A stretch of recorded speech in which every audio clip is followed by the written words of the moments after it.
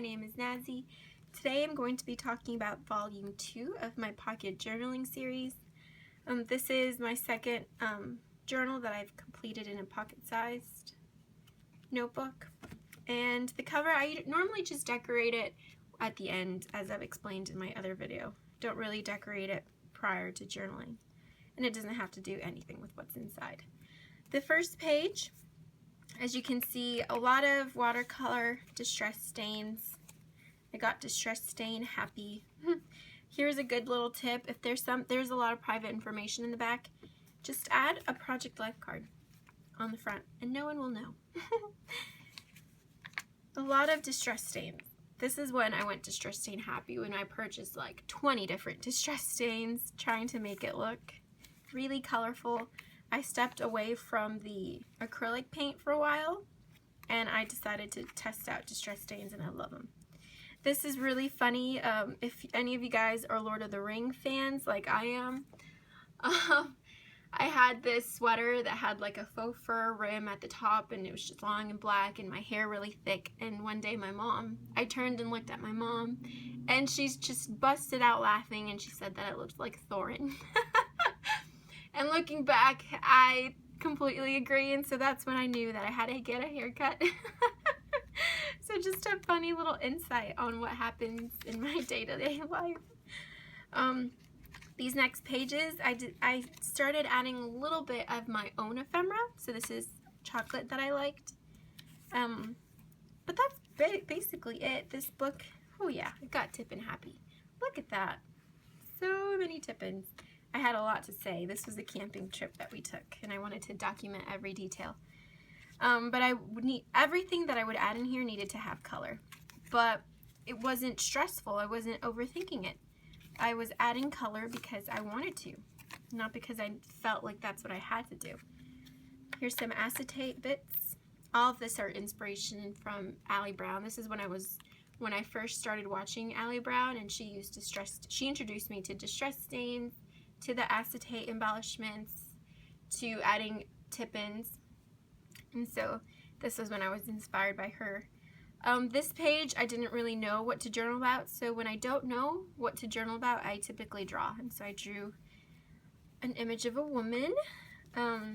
Here I just paid my respects to a squirrel that died in her front yard.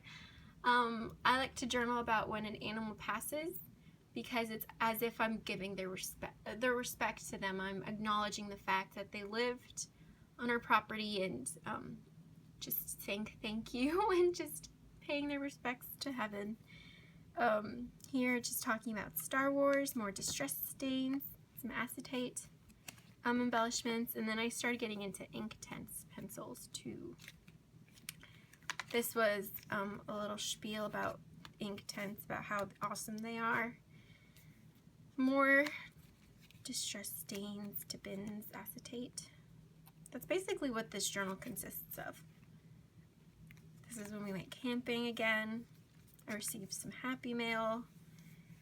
This is talking about my little siblings, how I love them so much and how much they've changed. What was this about? Oh, about astronomy. This is when I was finishing my classes. This is when I saw an owl. Oh, me and my brother saw an owl on the chimney of our next door neighbor's house. So that was kind of cool to journal about. I had an owl stamp, an owl washi, so it was just meant to be. So as you can see, oh, if you can see that, sometimes when I don't like a page, I just stick it together. I keep adding papers onto the page, if that makes sense. So if I made this page and didn't like it, I would add another piece of paper over the top of that and then decorate that. So if you make a mistake, you can always just put a scrap piece of paper on top and work upon that. This is when I got some happy mail from Miss Allie Brown.